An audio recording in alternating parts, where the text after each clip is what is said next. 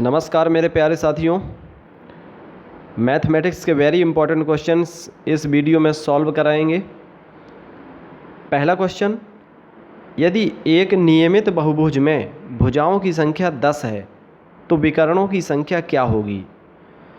इसके लिए एक फार्मूला होता है n-3/2। n क्या है? भुजाओं की संख्या। ये दी हुई है 10।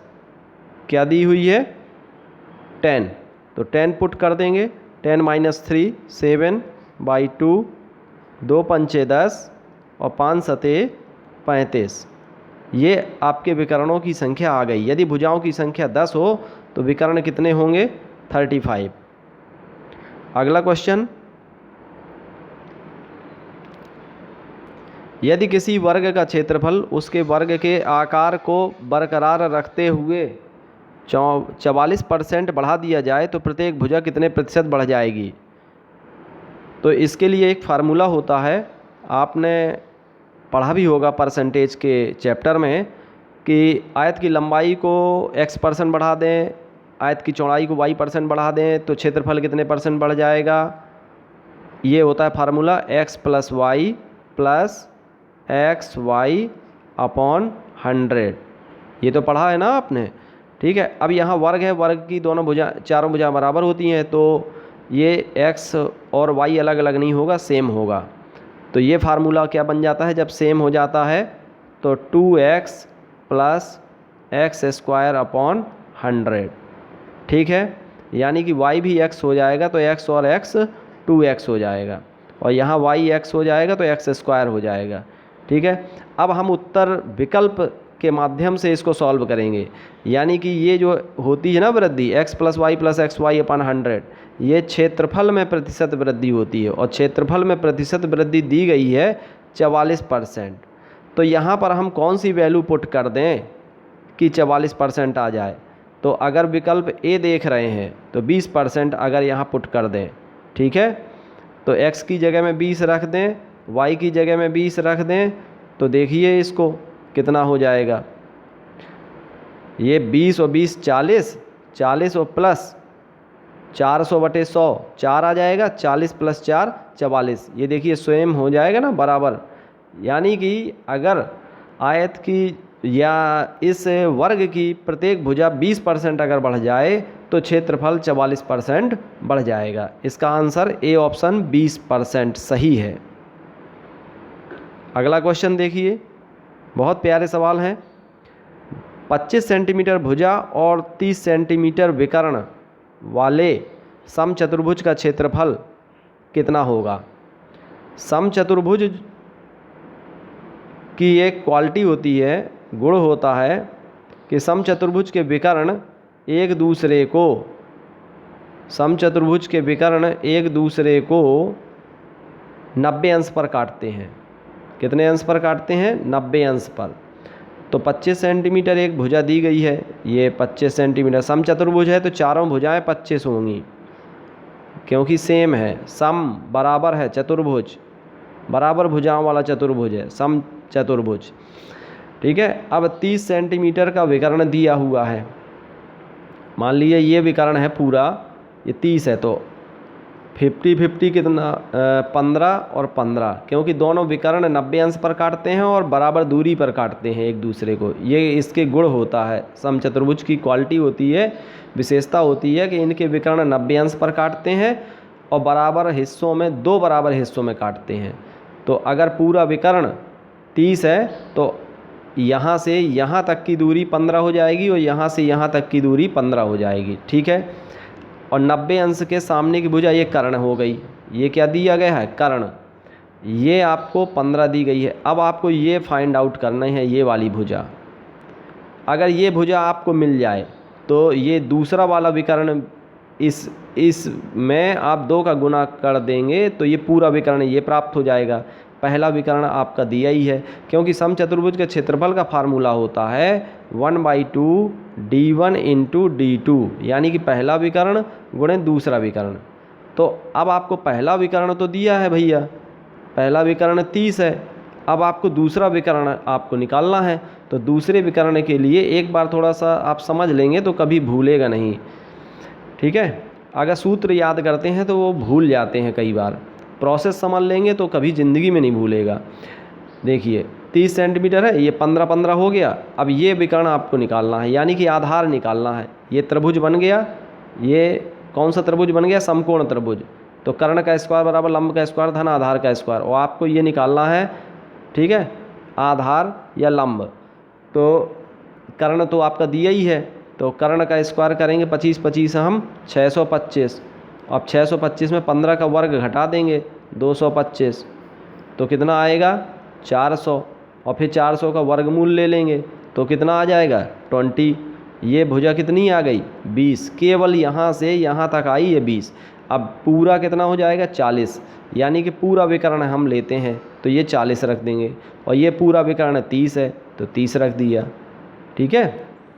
अब देखिए इसको सॉल्व कर लीजिए, 2 से ये काट जाएगा तो 20 बचेगा, 2 तिया 6, यानी कि 600 वर्ग सेंटीमीटर ये समचतुर्भुज का क्षेत्रफल आ गया। अब आपको करना क्या है?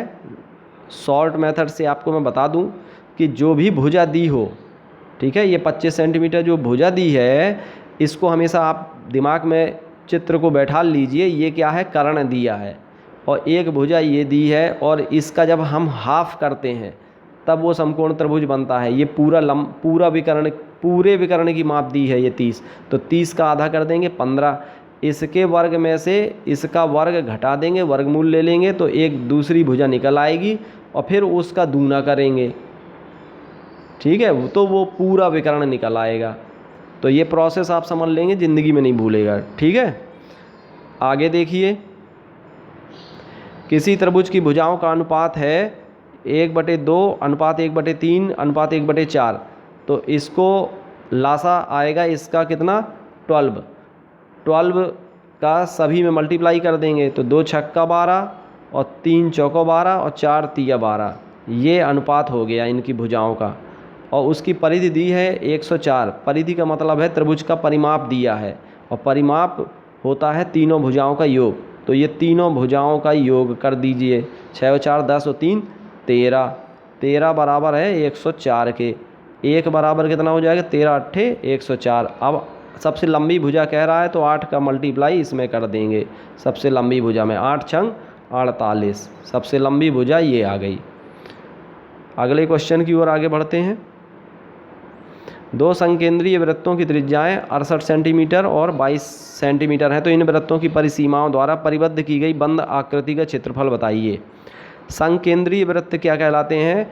ऐसे 2 वृत्त जिनका केंद्र एक ही हो, ठीक है भैया, ये केंद्र, इस वृत्त का केंद्र भी यही है और इस वाले वृत्त का भी केंद्र यही है। तो बड़े वाले वृत्त, अब क्षेत्रफल आपको निकालना है। क्षेत्रफल आप जानते हो पाई r² होता है, तो परिसीमा द्वारा बंद आकृति का क्षेत्रफल ये आपको निकालना है, ये वाला क्षेत्रफल। तो अगर पूरे क्षेत्रफल में से बड़े वाले जो त्रिभुज है यहाँ से यहाँ तक वो वृत्त है, इस वृत्त का क्षेत्रफल में से इस वाले वृत्त का क्षेत्रफल माइनस कर दें तो ये जो बीच का पोर्शन है ये निकल आएगा, ठीक है। तो अब ये सूत्र बन जाएगा पाई r1² माइनस पाई r2²। अब इसमें पाई तो आप कॉमन ले लीजिए, r1² माइनस r2² हो जाएगा r1 प्लस r2, और एक कोष्टक में हो जाएगा r1 माइनस r2। तो r1 ये दिया है 68 गुणे 22, अब वो 68 प्लस 22 तो ये हो जाएगा 90, r1 प्लस r2, और ये हो जाएगा माइनस कर देंगे तो ये 46, ठीक। अब इसको सॉल्व कर लीजिए, 9 9 छक्का 54 और 9 चौको 36 और 5 41, 4140 पाई, ये आपका डी ऑप्शन सही है, ठीक है। आगे बढ़ते हैं। समचतुर्भुज के विकर्णों की लंबाइयाँ दी गई हैं, इस समचतुर्भुज का परिमाप क्या होगा, ठीक है। जो विकर्ण दिए गए हैं उनकी लंबाई दी गई है, उसका परिमाप आपको निकालना है। आप याद रखेंगे, फिर से मैं थोड़ा सा चित्र का सहारा लूँगा, आपको समझा दूँ। आपको चित्र अगर डायग्राम बैठ गया दिमाग में, तो ये देखिए विकर्ण, पूरा विकर्ण है दिया गया है 24, तो ये कितना हो जाएगा 12। पूरा विकर्ण ये 10 है, तो ये कितना हो जाएगा 5। अब आपको ये कर्ण निकालना है। कर्ण का स्क्वायर बराबर लंब का स्क्वायर धन आधार का स्क्वायर लगा दीजिए।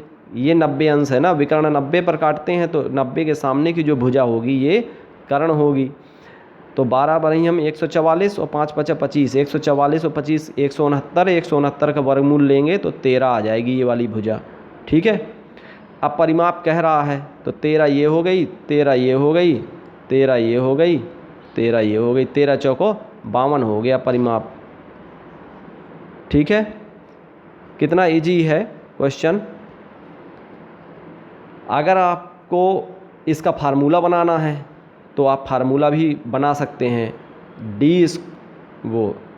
ए स्क्वायर, ए मतलब भुजा, ए स्क्वायर बराबर होता है जो विकर्ण दिया हो d1/2, d1/2 का होल स्क्वायर प्लस d2/2 का होल स्क्वायर।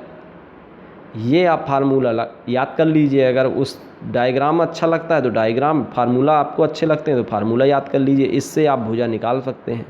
d1 का मान है 24, 24/2 मतलब 12, 12 का वर्ग 144 प्लस d2 कितना है 10, 10/2 5, 5 5 25।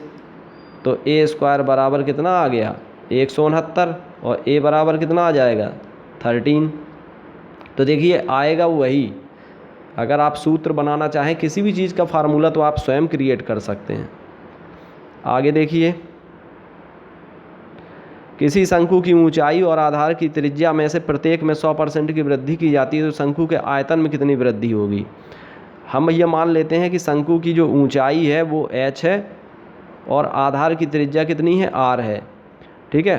पहले प्रारंभिक ऊंचाई 1 थी, प्रारंभिक त्रिज्या r थी, तो अब आयतन क्या होता है शंकु का πr² h 1/3। शंकु का आयतन होता है 1/3 πr² h। ठीक है।